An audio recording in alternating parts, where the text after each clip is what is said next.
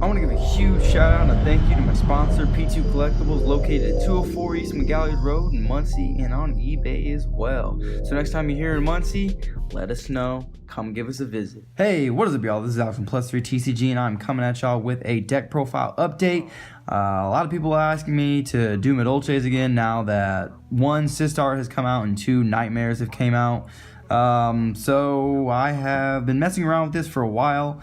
Even before they were out in the TCG, I was messing around with the Knightmares in this because it has some cool ability to break boards and honestly let Madolches go second. So that's exactly what I did. I built Madolches going second. It's like a worse Gokis or Spirals, honestly, because Madolches have a really good chance of breaking your board if you can get Tiramisu on the board, because before all that, you can clear boards with Knightmares as well.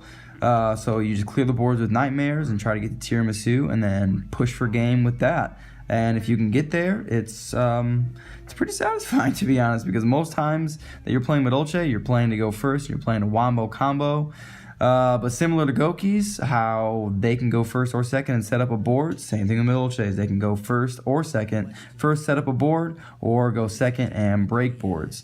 They're just not as good at it as Gokis are, and they have nowhere near the consistency as Goki. But without further ado, we're just going to hop into this going second Madolche deck profile. Now, obviously we are starting with 3 Madolche Angeli. It's just one of the best cards in the deck. Starter, you want to see it.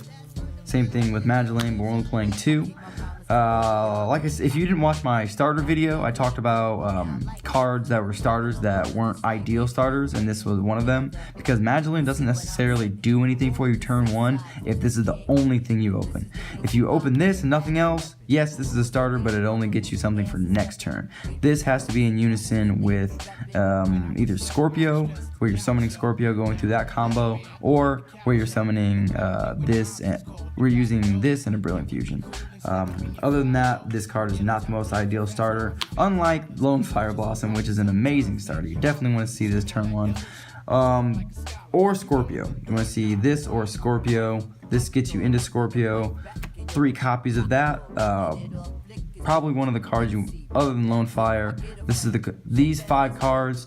If you're seeing one of these, you're usually having a good day. And then for our last starter card, we are playing 3 Brilliant Fusion. Even though we're playing 3 Scorpio, which essentially gets you the Brilliant Fusion, if they ash that, we still want to be able to have our Brilliant Fusion to go into our plays. Because if you have this and a Scorpio and they ash a Scorpio, you can still do your regular stuff. On to the extenders.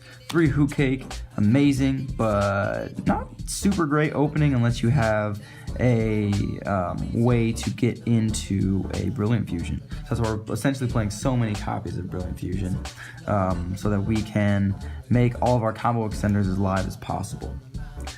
Same thing with Messenger Lotto, except it's not as good as Hoot Cake. But we are playing 2 because we don't want to banish one of these off Desires, and we don't want to draw into one and not have one in deck. There are a lot of Garnets in the deck. It is a combo deck, but this deck has a very, very high ceiling. It's just kind of wibbly wobbly to get to the top of that ceiling, if you know what I mean. If you're an experienced Madolche player, you probably already know what I'm talking about.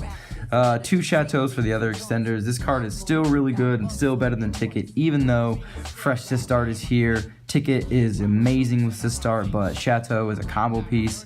This can get you yourself 1, back into deck, and 2, back into deck so that you can combo off with your Chocolate a la Mode. And then just 1 Ticket. If it gets popped, you can set it with Griffin, but most times the games are, I guess, going past turn 4, turn 5, because this is an OTK deck, and it can do that very well. It just has to go uninterrupted, which can be a problem at times. And that's why we're going second, though. But the Ticket does well. You still don't want to open it. You want to search it, so that's why we're only playing 1, which means we're also not playing multiples. Playing 1 Monster Reborn for the extension, because going first or second, this card is good in combo decks. And then for our final extenders, we're playing Pot of Desires. You're not using this first, you're using this after your combos are all done at the end of your turn, so that you can draw into either hand traps or I guess it's hand track since we're not playing any real traps. So those are the starters and the extenders of the deck. Now we're about to show you a bunch of garnets. So we've got our one Ibly. This is the closest thing to an extender because it on normal summon past turn 1 you're usually gonna have some link stuff in the grave, nightmares, and you can summon one that points to this, and you can sometimes combo off with that, but for the most part you are hoping not to draw this, you're hoping just to special this off of Mermaid. So that's why it's an engine requirement. It's pretty much just a garnet. Same thing with Pudding Sis. You don't want to draw this, but if you do draw it, you have to have a way to summon it with Seraph Knight. Otherwise, this card is just butt cheeks. I guess you can normal summon this, like, but well, really, if you're normal summoning this, it's probably because you have a Seraph Knight on the field. You should be Exes, you should be Exes summoning for the Chalk Ball mode. Then we have one Trick Clown. Just part of the combo. 1,000 Blades, also part of the combo. 2 Cobra, also part of the combo. Now I know, like in 40 card decks, there's the argument of should you play 2 Cobra and 2 Garnet, or 1 Garnet and 1 Cobra? Well, the numbers would say you need to play 1, because when you play just 1 Cobra in a 40 card deck going second, the chances of you drawing one of these is 15%, but if you're playing 2, it goes up to 28%. That's only a 13% difference, and I don't think that, like, it mitigates the brick hands, but when you do draw it, you have a dead engine in your deck, and that I think is like worse than the probability of drawing it when it's at 1, because if you do draw it and it's at 1, a lot of cards in your deck are dead, and I don't think that's as good. Drawing 2 of these, however, is really, really rare. It's between 1 and 2% that you're going, if you have 2 of these, that you're going to draw 2 of them in your opening hand of 6 cards.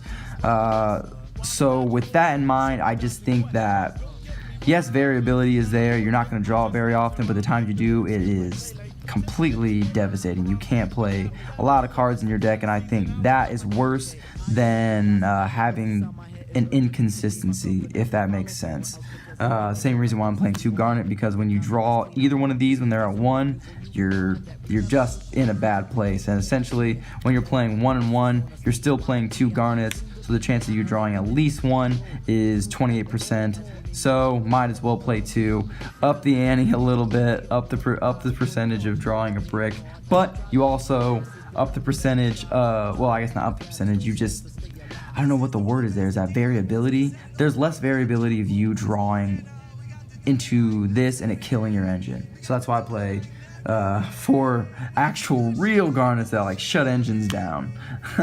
But with hand traps, playing 3 Ash Blossom, 3 Droll, and 2 Evenly Match. Honestly, I would probably play 3 Evenly Match if I had the 3rd one back, but I was just borrowing that from Paul. Shout out to P2 Collectibles for always hooking me up with cards for regionals and stuff. Anyways, now that I have got that shameless promotion out of the way, like I said, I would probably switch a Droll and Lock for another Evenly Match so you can help break boards. You do need your battle phase, but if you can break boards and set up a really nutty one, they should have a lot of trouble dealing with that. So that is the main deck. On to the extra deck.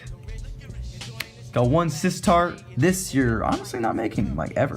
If you're going turn 1, then you're making it turn 2. Honestly, you don't really need to make it. So this is just there because it's about time we got a new Madolche card. And then everything else is just like Knightmare package. Mermaid, Cerebus, Goblin. You can make it sometimes, but less than ideal. It's really just there for the zones. Phoenix, Unicorn, these are all like Cerberus, Phoenix, and Unicorn are there to break boards. Griffin is there so you can reset your stuff, mainly your ticket, and maybe you're evenly matched. Mrs. Radiant for the combo. Summon Sorceress, I don't get the opportunity to make this too much. However, there are times where you can like do this and summon a Messenger Gelato, and then you can go into Tiramisu if you don't have the chance to do so, but that's not coming up often. In theory, it's there though. Borreload, because Borreload is a really good card, and it helps you break boards, it helps you get problem cards, and it outs Borreload.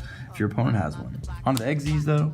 Tiramisu. Tiramisu, I would still argue, is one of the best boss monsters of all time, next to Ultimate Conductor Tyranno. I think Ultimate Conductor Tyranno might slide in front of Queen Tiramisu because that thing is live on either player's turn. This just like is non-targeting removal, which is still amazing. One, Chocolate mode. It's becoming less and less powerful, especially with the Knightmare cards since they extend you so much. However, it still is there for your turn extension plays, and it can help you OTK as well.